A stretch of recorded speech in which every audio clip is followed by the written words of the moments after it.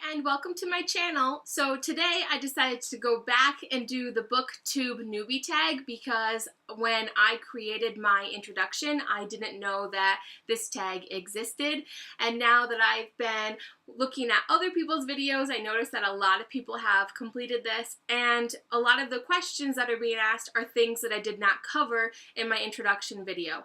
However, some of the information is still the same, so if you did watch my introduction, I'm sorry, you might get a little bit of the same information this time. So the first question for the Booktube Newbie Tag is, why did I start this channel? And I did talk about this in my intro, but I started this channel because I wanted a platform where I could talk about books, where I could give my bookish opinion, where I could do book unboxings because I subscribe to so many book boxes, where I could reach out to fellow booktubers, much like the other people who started Booktube.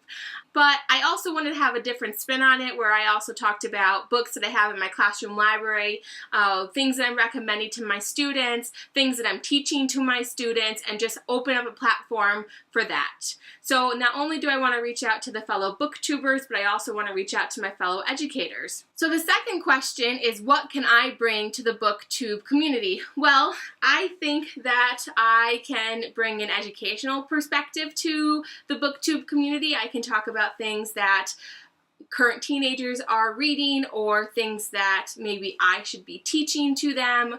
I can talk about themes that are in books. I can do a little bit of analysis with some of them.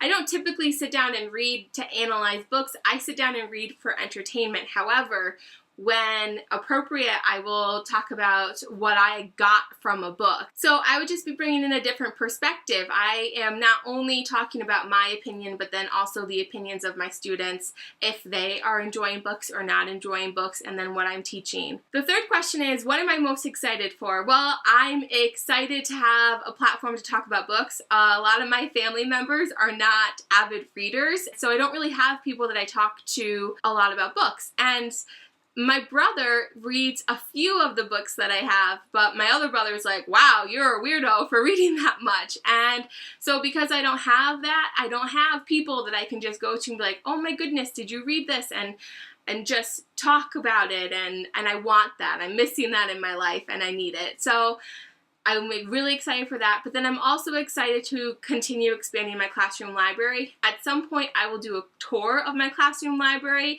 It is summer, so my room is a chaotic mess right now because they take everything out and they wax the floors, and so I can't do that just yet, but come September I will probably do a bookshelf tour. But I'm always looking for new books that I can add to my classroom library and also recommend to my students. The fourth question is, why do I love reading? Why do I love reading? I love reading because it is a way to have new experiences without actually leaving the comfort of your bed. It's a way to gain new perspectives on issues that I would have no idea about. It's a way to build empathy. It's a way to get to know diverse perspectives. It's a way to give me a world that doesn't truly exist. Like, I can live in the ACOTAR world even though it doesn't really exist. I just love that reading can give you different experiences that you wouldn't be able to have otherwise, that you are able to, build empathy and connect with others. And I think that reading makes me a better person. It makes me more knowledgeable. It helps me build my vocabulary.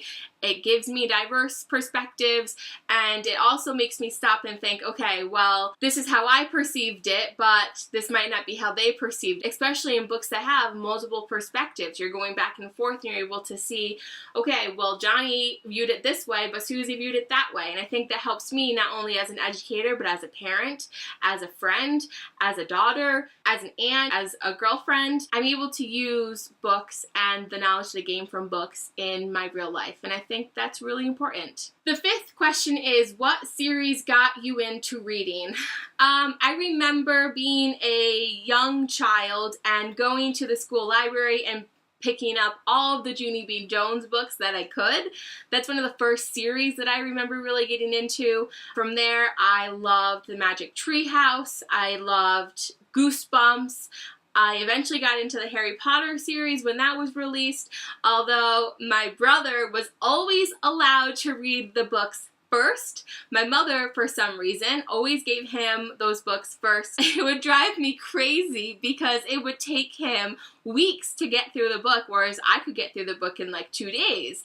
But my mother always insisted that my brother get first dibs. That's really the only series he got into as a small child, so maybe that's why she wanted to further his love of reading. But anyway, you know, 12-year-old me was not happy that I had to wait so long in order to read those books. Alright, so the sixth question is, what questions would you ask your favorite booktuber? I would ask them, you know, what made them so successful. My top 2 favorite booktubers are Bookables, and I will link her channel down below. And then I also love Chelsea Palmer. I watch both of them every single time the new videos come up. I'm just so impressed with like Chelsea's enthusiasm on the camera, and how did she get over that, you know, fear maybe of talking into a camera and just like letting yourself go and just being who you are, because I think that is a very difficult thing to do in real life, let alone in front of a camera. And I'd also want to ask, you know, how did they get so successful? You know, Bookables has thousands and thousands of subscribers, and it is amazing. And I understand how as a subscriber, because I'm just drawn to her videos. You know, how long did it take to get there? How do you not feel discouraged when just starting out? So those are a few questions that I would ask. Last question is, what challenges do you think starting a booktube channel will be the hardest to overcome? And I think for me, once school starts, I think the hardest challenge will be filming and then keeping up with my TBR.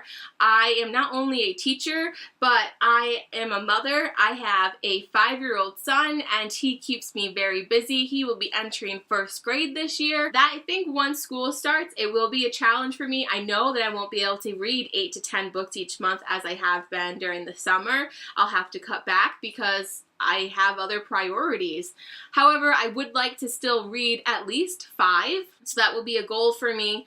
And I think that, you know, just making sure that I make the time for this, that I will get up early on a Saturday morning and make videos. And so just making sure that I keep this a priority and keep filming. I think that will be my hardest.